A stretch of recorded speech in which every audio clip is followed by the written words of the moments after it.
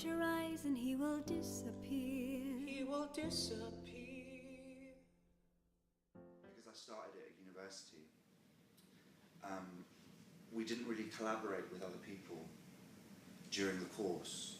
So I hadn't worked with other people on the course, because some people did, and some people did just lyrics and music, and you could choose to do that, but I hadn't worked with other people, and I was like, well, I've spent quite a lot of money and quite a lot of time doing this master's degree, and I don't want to risk it on a bad collaboration.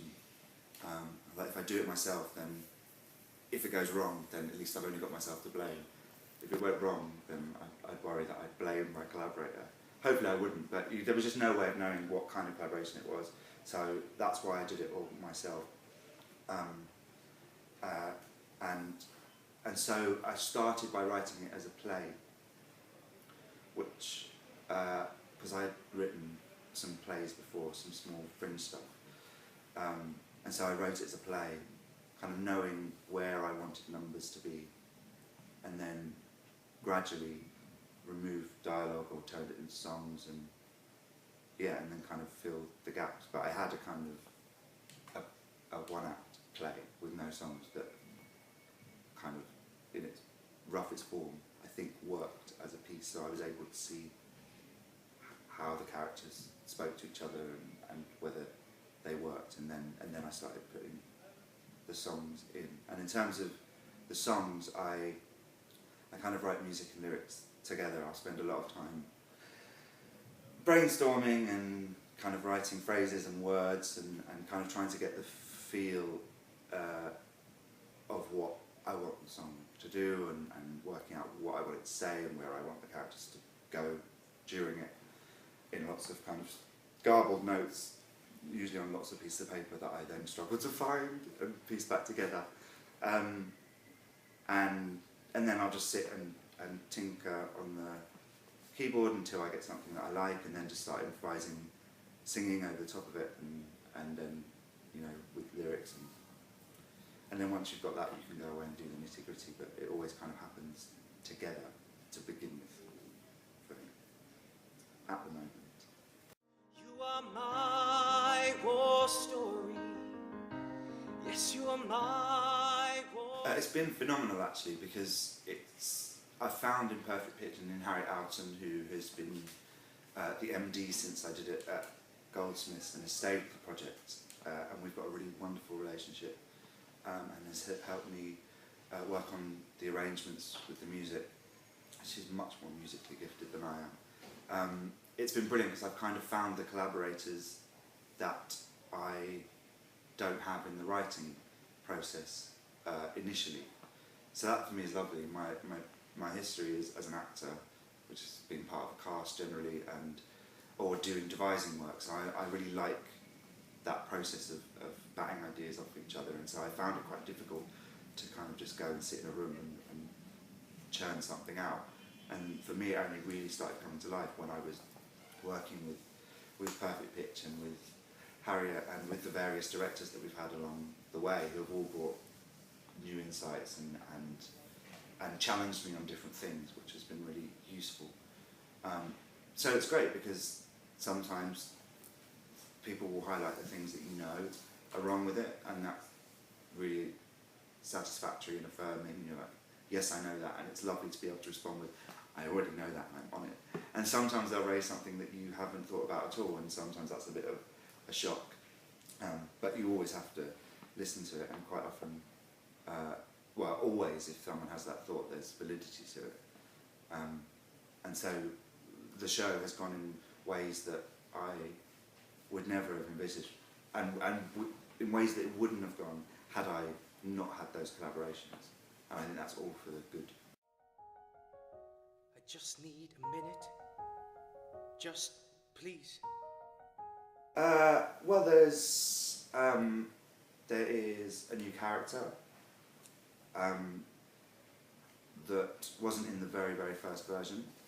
That was something that Perfect Pitch felt quite strongly we needed. And initially I could see why, but I didn't know how to write her. And it was only through them kind of saying, that's what we feel is missing, that I went away and was like, I need to really look at this because I trust their opinion. And the more and more I thought about it, the more I was like, they're right, it does need that. And I think it's completely changed the nature of the show by including the character of Anna. Completely, it makes things much more interesting, I think, and less one-dimensional, I hope. And also there was a song that was in the very first version that the guys at Perfect Pitch weren't fans of, and that was quite difficult to hear because it's one of my favourite songs in the piece. But I thought there's validity to the fact that they don't like it, but I think it's not that they don't like the song, it's because I haven't got where it is right. And that's quite often the case. People will flag something that they don't think is working, and often it isn't that thing that isn't working, but it's the placement of it, or how you get into it that is the problem. And if you move it or rewrite stuff so that it happens more naturally and more organically, then it works. And that happened with this song, in that the next time I fixed it a little bit, and it didn't cause the same issues for Perfect Pitch that it did the first time. But they knew there was something wrong, and them flagging it made me address that, which is invaluable. In my heart, there are things worth fighting for. There are shadows all around. Oh gosh, I don't know. I feel like that's for an audience to decide. I hope that it's something a bit different. I hope it's. I don't make any great claims to be a huge innovator or anything like that, but I hope that it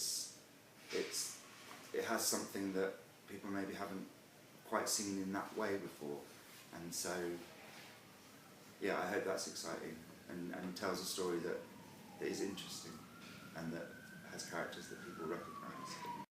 Then I war stories. You are mine. I'm thrilled that he wants to come on board because it's a huge vote of confidence for the piece. It's notoriously difficult to get new musical writing on in this current age, current climate, and particularly for me, who's an unproven, unknown writer, essentially, and with an original story that has no name recognition. It's not based on a book or a movie. That's quite a hard sell. So I've been really fortunate that Perfect Pitch saw something in it, and in something in me, and have helped nurture me and get to this point. And subsequently, the booking office saw something in the show. And so for me, it's a real vote of confidence that I'm on the right track, and that the show is working, and propels me to keep moving forward. But also, the thing with Craig that really excites me is that because he's got a history in choreography, the show is quite tightly constructed in terms of different time frames happening within the same space. And I think someone who has a history of choreography, although there isn't dance in it, it's vital that someone can understand movement around a stage to make sure that it keeps it flowing in the way that it should, because there aren't really delineated scenes. It kind of is written so that it will all flow in and out of one another, and I think that's something that he will really be able to bring something quite special to it, I hope. Think you'll move on. You hope you'll move on. But what if you're